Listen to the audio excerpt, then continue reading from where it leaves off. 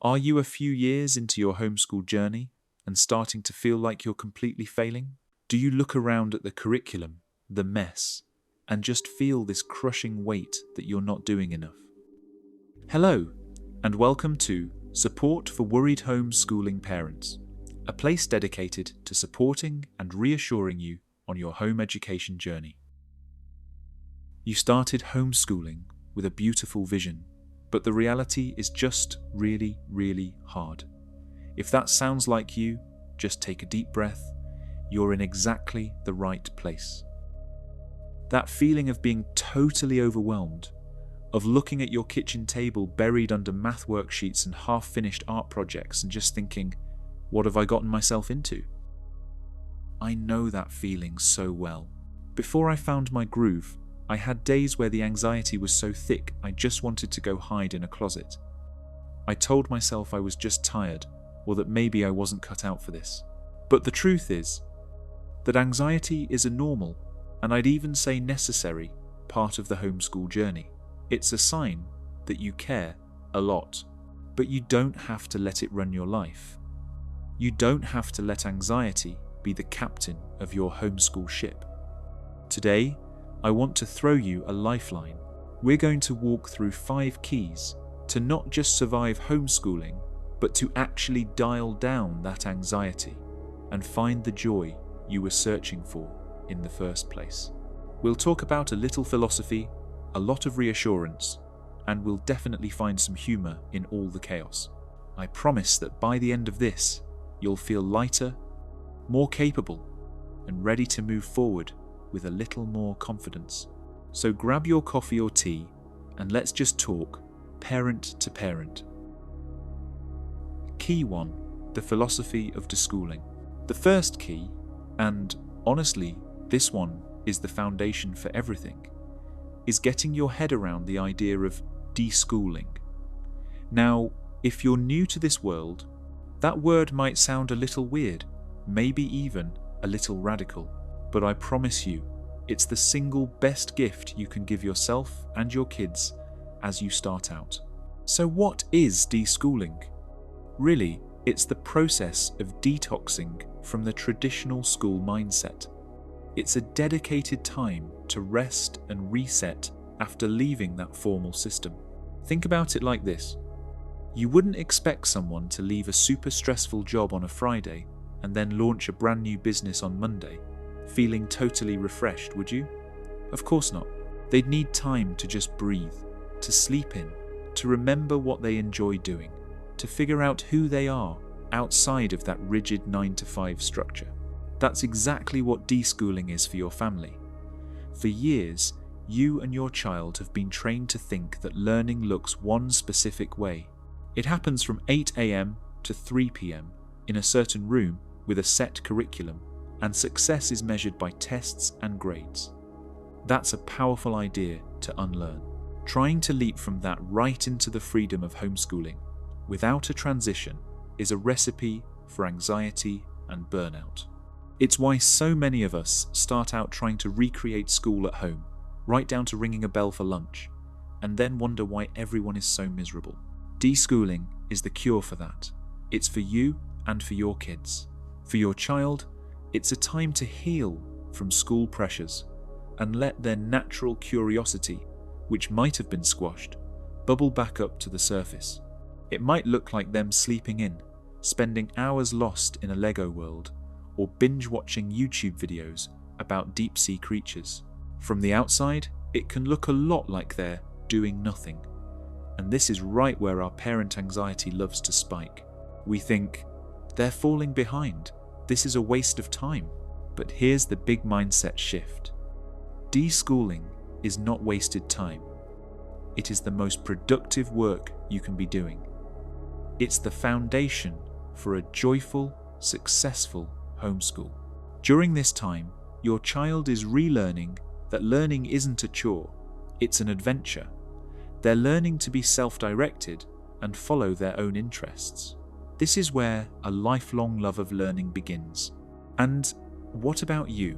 Your deschooling process is just as important. This is your time to just watch your kids. What lights them up when no one's telling them what to do? You'll start to see their natural learning style. This is also your time to redefine what education even means to you. You get to shift your thinking from being a teacher who controls everything to being a guide who facilitates learning. Your job isn't to pour information into their heads, but to create a home where their curiosity can thrive. So, how long does it take? A general rule of thumb is about 1 month for every year your child was in school.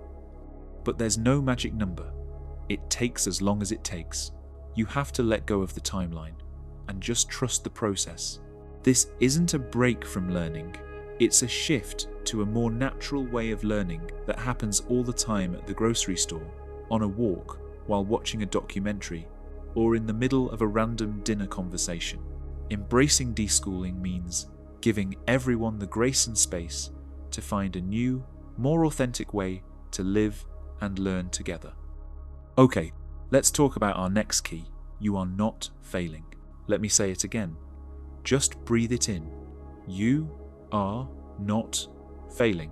That little voice in your head, the one that whispers all your worst fears when you're trying to fall asleep. It's a liar. It's the voice of comparison, of unrealistic expectations, and of some perfect homeschool parent ideal that doesn't actually exist. So many of us start with this gorgeous, picture-perfect vision, right? We imagine ourselves as some kind of Mary Poppins, leading our happy, engaged children through fascinating lessons in our beautiful, calm, creative home. And then reality hits. The toddler is colouring on the math worksheet.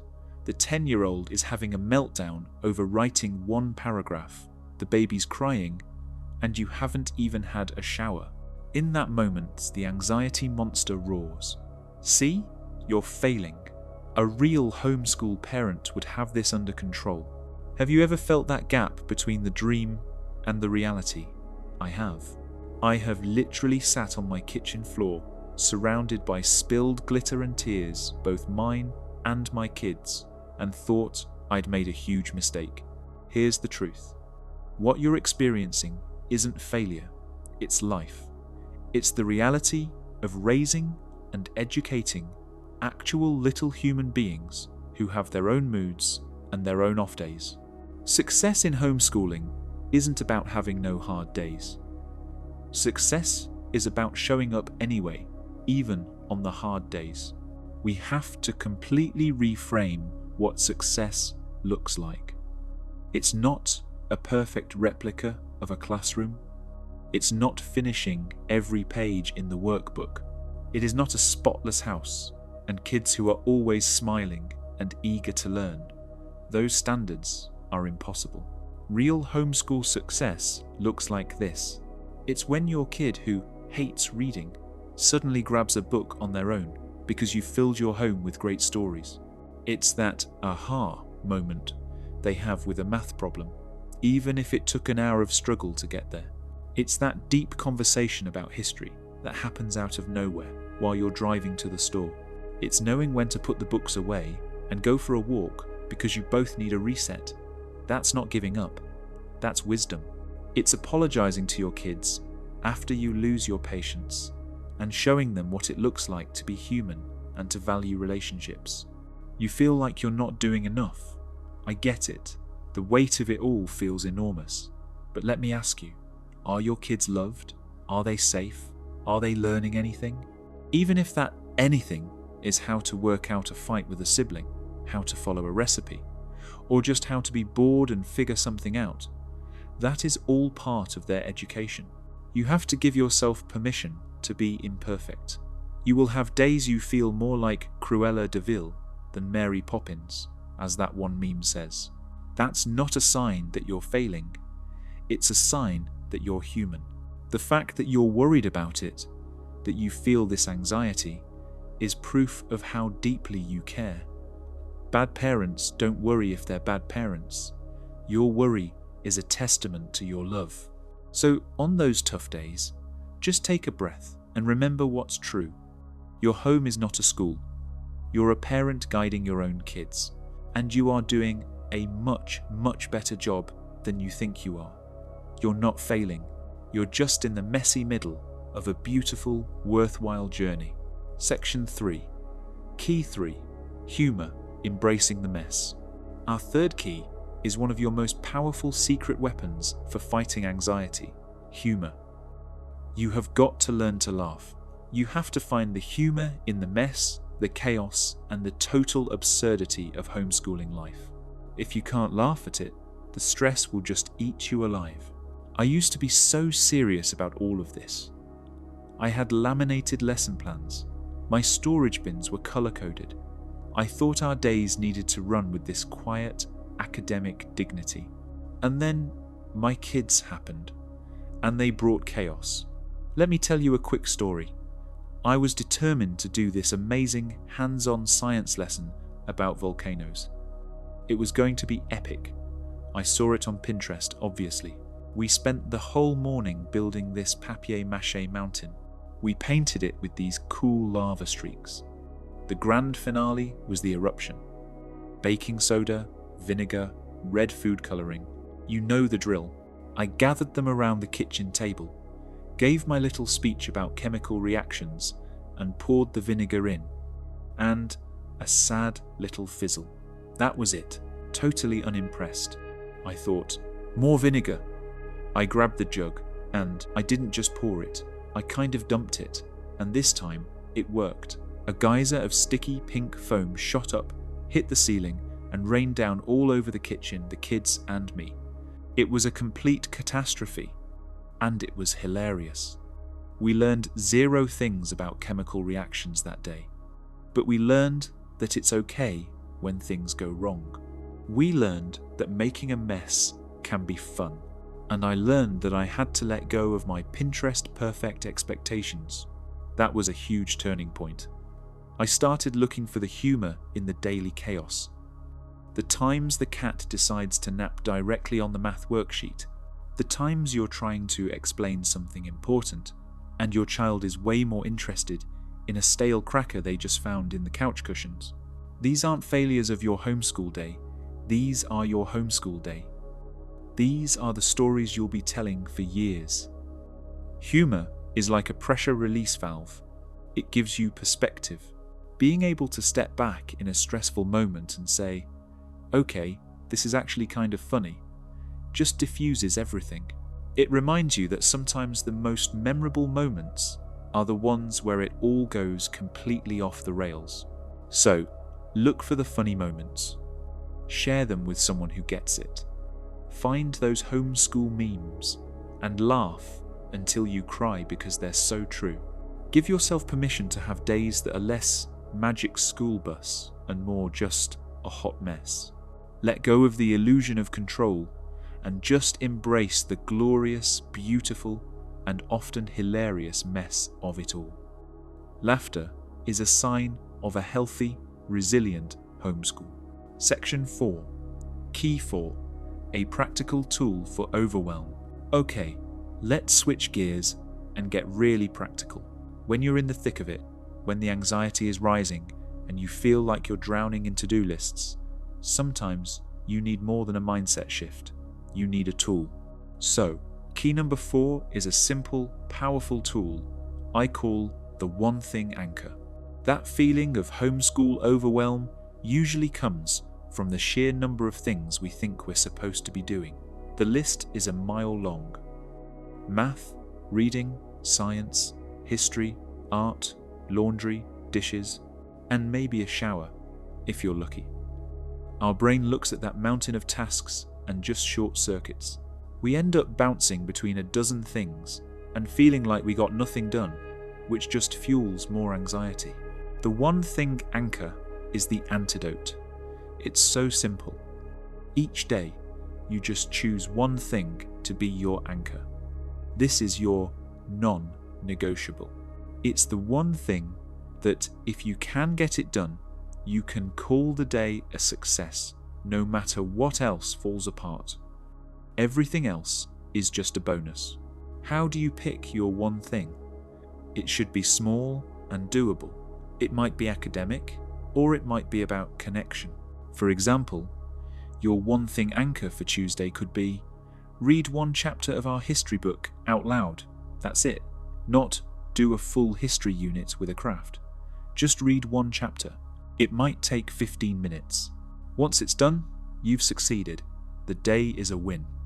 If you go on to do math and a nature walk, awesome. But if the baby has a meltdown and the rest of the day turns into screen time, you can still go to bed knowing you did your one thing. You hit your goal. You didn't fail. A few other examples of a one thing anchor. Do 10 math problems together. Practice spelling words for 10 minutes. Have a 15-minute focused conversation with one child. Get outside together for 20 minutes. Spend 10 minutes tidying up one messy spot in the house. The magic of this is, first, it breaks that cycle of overwhelm.